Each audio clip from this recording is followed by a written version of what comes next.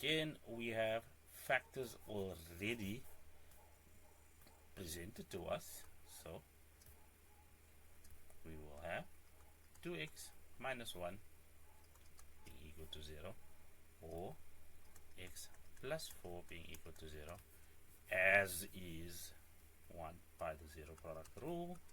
In this case, we'll just add 1 to both sides of the equation again, and then divide both sides by 2. So x is equal to a half, or we subtract 4 from both sides, we'll find that x is equal to negative 4. And that solves that. Well, let's tackle this one. Very similar. What we have over here is x minus 2 being equal to 0, or 4 plus x being equal to 0. Why?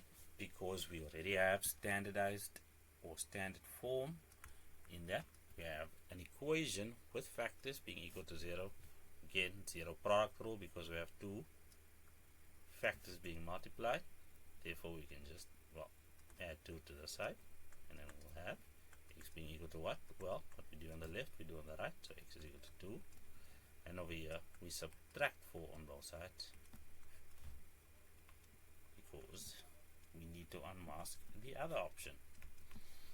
There we have it. Zero product rule, very simply completed and executed.